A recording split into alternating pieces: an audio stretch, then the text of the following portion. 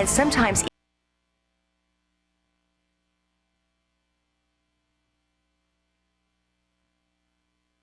And now, from the Sports Station, powered by Hamilton Orthopedics Spine and Sports Medicine, here is News Channel 2 Sports Director Spencer Davidson.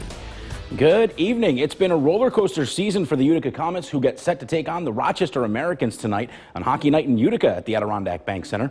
It's been an up and down year for Comets netminder Akira Schmid as well. Literally split between up in the NHL with the New Jersey Devils and down here in the AHL with Utica. Schmid returned to Comets practice this week after his latest stint with the big club, during which he earned his first NHL shutout.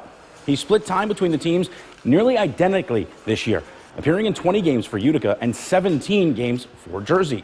His achievements on the ice have also earned him honors off it. A couple of days ago, Schmid was honored along with his countrymen on the Devils, Timur Meyer, Jonas Siegenthaler, and Nico Hischier, with the Swiss Impact Award by the ambassador to Switzerland in New York for exceptional accomplishments in the United States.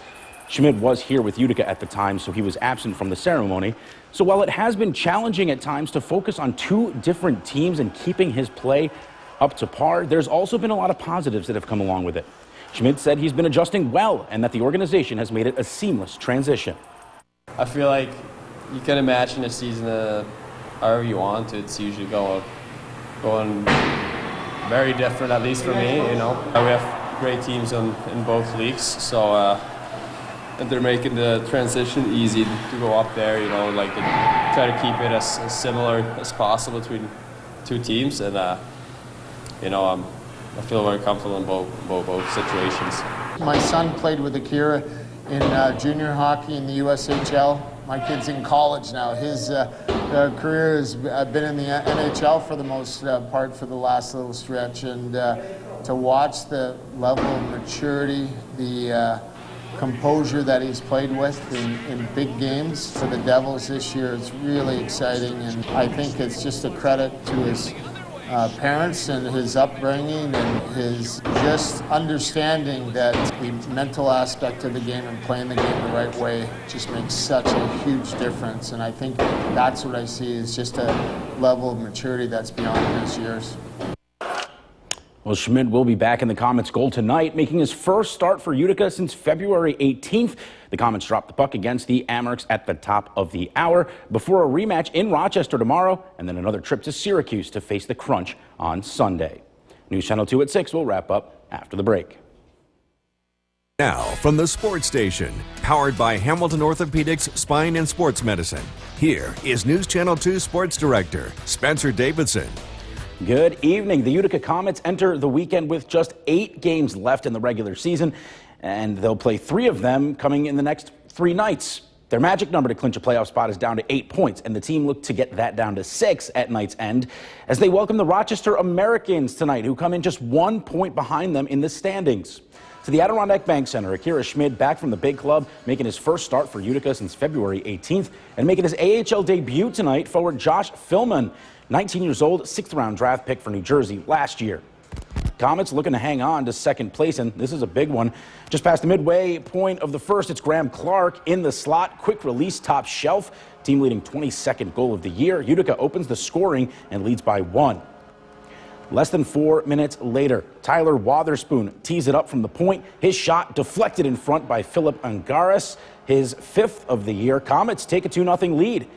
They'd add another, Samuel LeBerge, in the second, and we're up 3 heading into the third, so things looking good.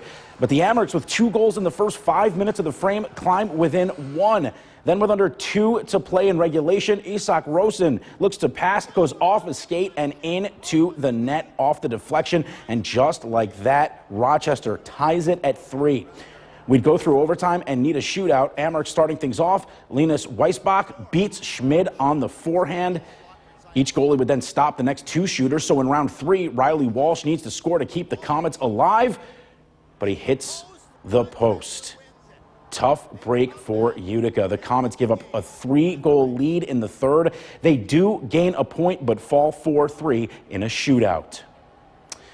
And that's a big loss. As you can see, wins by the Amerks and Syracuse Crunch tonight have resulted in a three-way tie with 72 points on the season. The Crunch pull ahead of the Comets into second place in the North Division thanks to tie-breaking procedures. So if the postseason were to have ended today, if the season were to have ended today, postseason were to have started today, it would be Utica versus Syracuse in the first round of the playoffs, with the Crunch holding home ice advantage. With just 7 games left, the Comets' magic number to clinch at least 5th place and a playoff spot is down to 7. Utica visits the Amerks in Rochester tomorrow and closes the weekend in Syracuse against the Crunch on Sunday. Big games. Comets could have Nolan Foote back at least for one of the 2 games, as he has been sent back down from the Devils. Well, it's a huge weekend as well for Utica City FC as the team closes out the 2023 regular season ahead of a return to the Ron Newman Cup playoffs. Tomorrow night, UCFC will wrap things up in the regular season with a night game against Eastern Division rival Baltimore Blast. A win, and Utica would clinch 4th place and earn home field advantage for the first round of the postseason. A loss and a Kansas City Comets win, and Utica would have to hit the road for the playoffs. Kickoff tomorrow night at the Adirondack Bank Center is at 7 o'clock. Well, the NCAA Division